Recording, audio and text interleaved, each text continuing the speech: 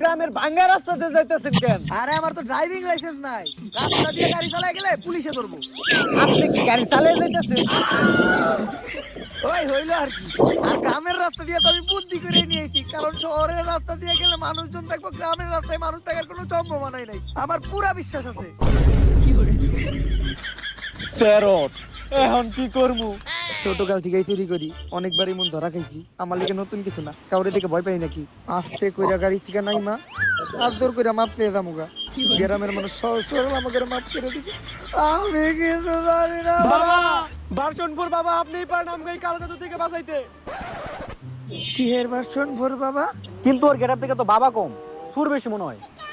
Doctor, বাবা যদি version 4 চালাইতে পারে তাহলে এই পোশাক পরলে সমস্যা কি? দেখতে দেখা যায় পুরা চোর। বাবা চালাই ভার্সন 4, মাটিতে পড়লে ডিম যায় ফাইটটা। বাবা হিসেবে কালো জাদু যাইবো কাইটটা। জয় ভার্সন 4 বাবা জয়, জয় ভার্সন 4 বাবা জয়। ওর ভিতর কোনো ঝামেলা আছে, নজর রাখতে হইব।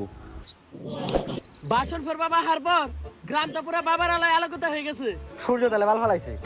ডাক্তার সাহেব, তুমি আমার লের বুঝো। যখন থেকে বাবা আমগো গ্রামে পাও রাখছে তখন থেকে ফলন ভালো হওয়া শুরু করছে। দেখো বাবা খাইতেছে আমার কলা কত বড়, আর আমার গাছের কলা।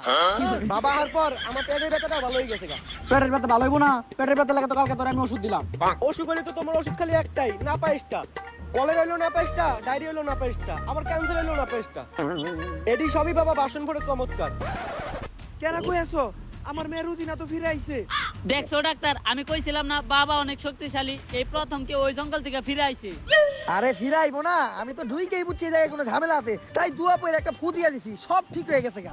আরে রোজিনা তো জঙ্গলেই যায় নাই, গেছিল ওর বয়ফ্রেন্ডের লগে। নাউজুবিল্লাহ। গ্রামের নাম নষ্ট হওয়ার আগে কাজী ডাইকে ওদের বিয়ে দেওয়ার ব্যবস্থা করো।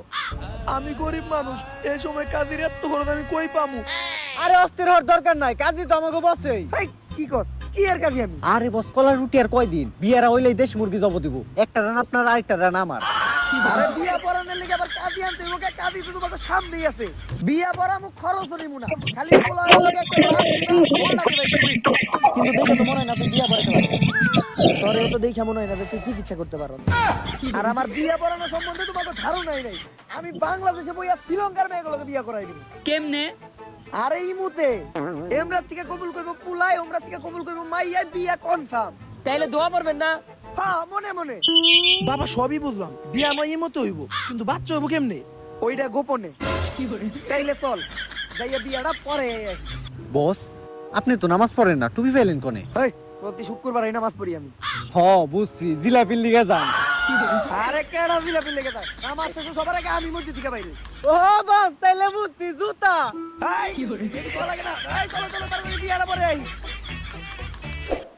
সময় অনেক নষ্ট করছি, বেশি সময় নাই, অনেক বেশি খিদা লাগছে, ছোট্ট একটা সাইডের মাধ্যমে বিয়াটা সাইরালাই। আমিন। আরে বেটা মুনাজাত করি নাই। সবাই খায় নরমাল পানি, আমি খাই মাম।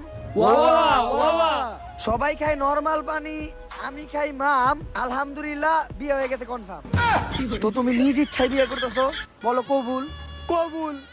বিয়াটা এবার সবাই মুনাজাত ধরো। পোলা কবুল করবো না।